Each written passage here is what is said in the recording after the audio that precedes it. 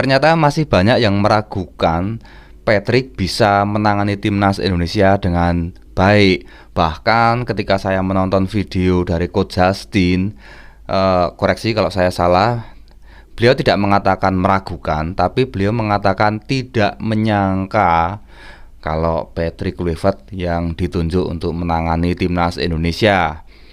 Kemudian di Sport 77 juga mengatakan tadi tidak pede ya, kalau Patrick Kluivert dalam hal ini tidak bisa menangani timnas Indonesia dengan baik.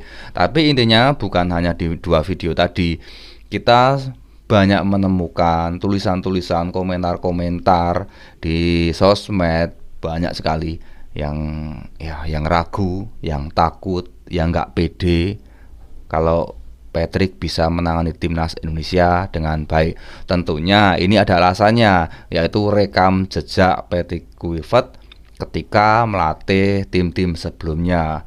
Hasilnya seperti sudah banyak ya ditulis, hasilnya ya kurang bagus-bagus amat.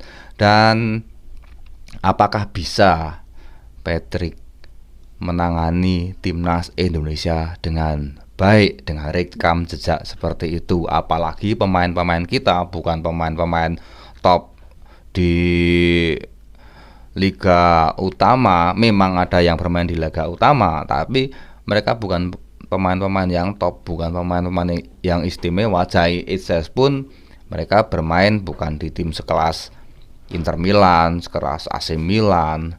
Mereka Jai Itzes bermain di Venezia. Ya belum top amat lah, beda dengan pemain Jepang yang mereka sudah di level tertinggi.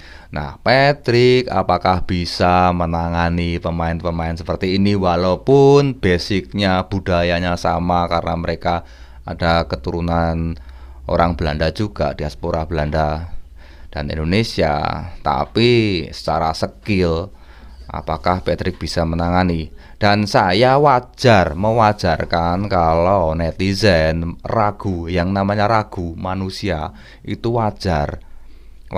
Saya nggak menyalahkan untuk teman-teman yang ragu. Di kehidupan sehari-hari kita juga sering mengalaminya. Sebagai contoh, mungkin besok pagi adik kita atau anak kita akan bertanding melawan sekolah lain, di mana sekolah lain tersebut sudah jago gitu ya. Pasti malamnya juga kita sering ragu, apakah anak kita bisa melawan. Atau yang kemarin mungkin bagi supporter MU mungkin yang beberapa kali mengalami kekalahan kemudian akan bertanding melawan Liverpool, pasti juga ada yang takut atau nggak pede ketika melawan Liverpool. Tapi nyatanya bisa-bisa aja mengimbangi Liverpool. Nah, adalah hal yang wajar ketika kita ragu. Tapi masalahnya ketika kita ragu terhadap seseorang, jangan ditumpahkan dengan komentar-komentar yang negatif. Ini yang jadi masalah.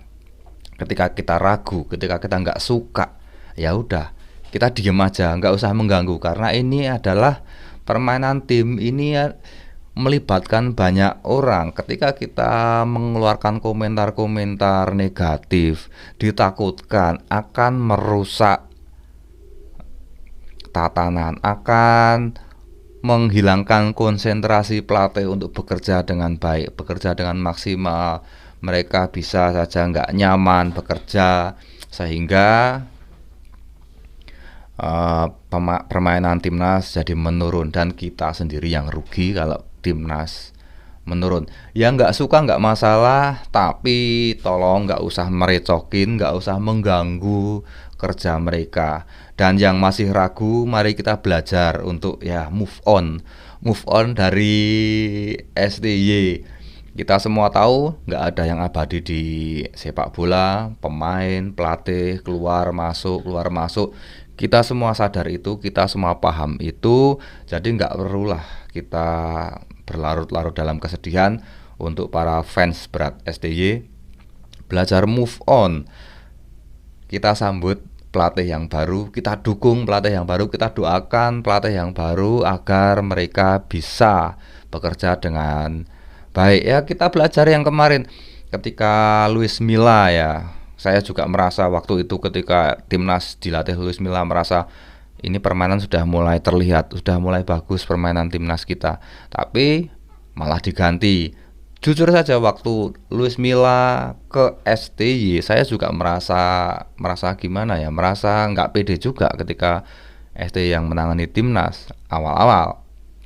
Tapi sebagai supporter timnas, supporter yang benar-benar menginginkan timnas bisa meraih hasil yang maksimal, bisa meraih juara, saya berusaha move on. Saya tetap berusaha mendukung STY. Dan akhirnya ketika benar tampil STY turun ke lapangan dan melihat ada progres yang baik, nah disitulah saya semakin ngefans sama STY.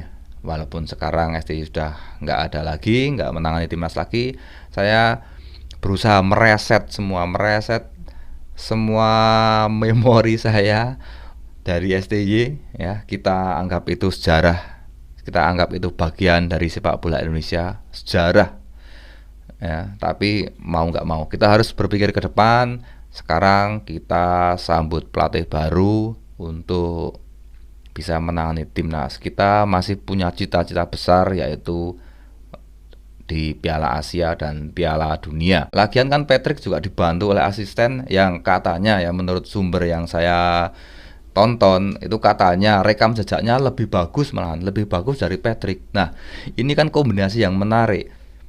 Patrick seorang pelatih yang bisa disegani, yang disegani oleh pemain-pemainnya karena punya rekam jejak ketika dia bermain menjadi pemain yang hebat, yang bagus, dan asistennya juga punya strategi yang bagus, bisa meracik permainan. Mungkin ini bisa menjadi diskusi mereka, bisa menjadi masukan-masukan untuk Patrick, sehingga ramuan atau racikan strategi timnas bisa menjadi lebih baik. Jadi tenang-tenang aja, kita lihat aja, kita dukung aja, nggak usah ngericokin, biar mereka bekerja dengan maksimal. Kita buat mereka nyaman tinggal di Indonesia, sehingga cita-cita kita bisa terwujud, yaitu Piala Dunia. Oke, mungkin sekian dulu video pendek dari saya. Maju terus sepak bola Indonesia, kompak terus supporter Indonesia. Mari kita majukan sepak bola Indonesia sesuai dengan kapasitas kita.